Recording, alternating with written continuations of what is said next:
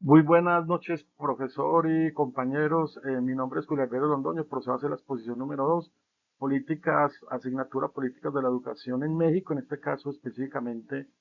Colombia. Eh, Vamos a hacer un enlace entre la segunda y la primera entrega para que nos quede de una forma coherente el tema.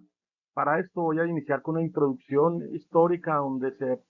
da una ruptura entre el siglo, digamos, 19 al 21, donde pasamos de una educación moralista, religiosa, a una intermediación de una educación más nacionalista, más racional, donde hay una educación incluso indígena y se busca darle mayor cobertura y democratización a la educación, pasando por la educación a partir del mediados del siglo XX, donde a partir de la Segunda Guerra Mundial hasta los años 90 se surge, digamos, un resurgimiento de la industria y se busca una educación más técnica, y en el 91 con el desarrollo de la nueva constitución surge, digamos, una educación de mayor cobertura y se da una ruptura en 1994 a partir de la ley 115, que nos da, digamos, unos nuevos parámetros educativos en la evolución histórica y nos permite generar, a partir de esa formación para el trabajo, que aparece, digamos, el SENA como una entidad oficial a partir de los 60,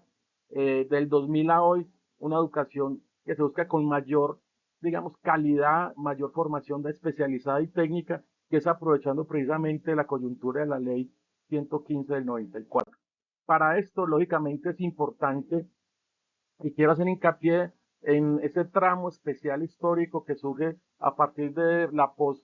Primera Guerra Mundial hasta los años 70, donde se busca hacer inmersión de una forma más intercultural, con reformas liberales a la educación o a la alfabetización básica en buscando una, digamos, menor o atacar la pobreza rural que había en esos momentos y se da una educación más rural e indígena. Es importante citar ese espacio coyuntural de la historia de la educación en Colombia. Para esto, lógicamente, hay una reforma post-1991 que dan margen a la conectividad tecnológica, surge toda esta serie de desarrollos informáticos con la llegada, digamos, del Internet y todas las ventajas de conectividad que significa, y donde el país se enfrenta a desigualdades, a situaciones coyunturales y busca cerrar brechas en esa dirección. Digamos, desde el concepto de la segunda entrega, para alinearlo, el contexto educativo comprende, digamos, cuatro fases fundamentales. Uno, que es a partir que surge la educación técnica en Colombia, que es finales de los 50 y 60, con el surgimiento de la expansión inicial hasta los años 70, donde se busca que, digamos, que se dé una nueva atención o formación a los maestros, y a partir de ahí una modernización hasta los 90, fortalecimiento y descentralizando de una forma progresiva toda la educación media en Colombia.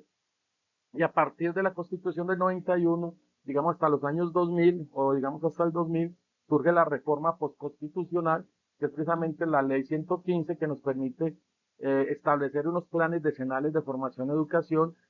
arrancando con el decreto 1860 y la educación redefinida como un derecho y servicio público. Y digamos, desde el año 2000 hasta el 2014 se da esa descentralización, digamos, educativa con la ley 715 del 2001, con énfasis en cobertura, evaluación y planificación decenal hasta el 2016. Y se perciben todavía rezagos de equidad territorial, que es importante resaltarlo, a pesar de que finalizando, digamos, esa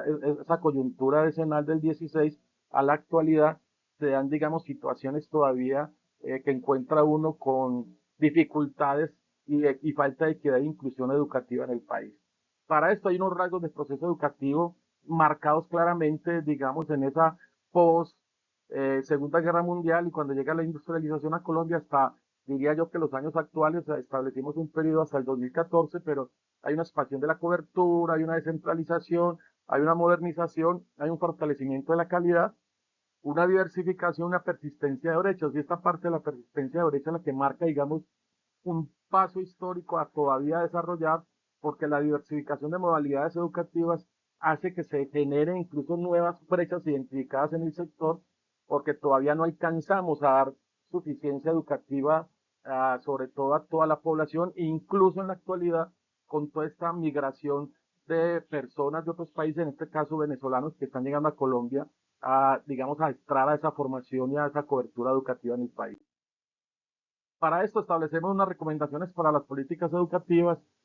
Se necesita y se requiere del enfoque de lo que veíamos inicialmente como recomendaciones generales, una inversión pública sostenida, que se mantenga esa inversión, garantizando recursos para la infraestructura y la conectividad. Todavía es mucha ausencia de conectividad. Una formación docente integral, se busca fortalecer precisamente las competencias digitales como una brecha en la década de los 90 que marcó una pauta histórica en Colombia por esa separación de la educación tradicional o la educación moderna. Hay una continuidad de políticas de Estado, se busca, y el Estado propone una continuidad, pero aún todavía con dificultades en el desarrollo de esa continuidad por diferentes situaciones políticas de orden económico que ya es conocido a nivel latinoamericano en Colombia. Hay una educación intercultural y bilingüe, se promueve el bilingüismo en Colombia como una necesidad sólida para que esas comunidades y esa educación nueva empiece a ser, digamos, una población de mayores oportunidades en el mercado, digamos, industrial y laboral. Y desde el enfoque, digamos, de la agenda pendiente, desde el año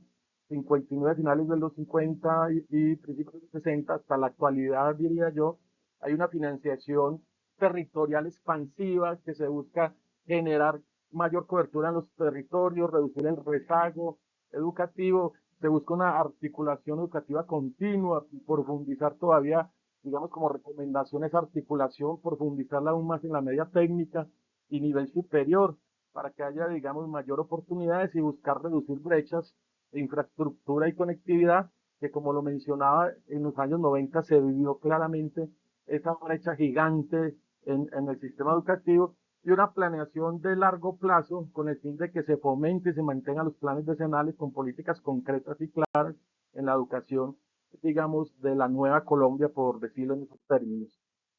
Como conclusiones, podemos decir que la evolución de las políticas educativas en Colombia evidencia claramente transformaciones importantes orientadas a la ampliación de cobertura, inclusión y calidad, pero sin embargo persisten todavía desafíos estructurales relacionados con las desigualdades territoriales que el país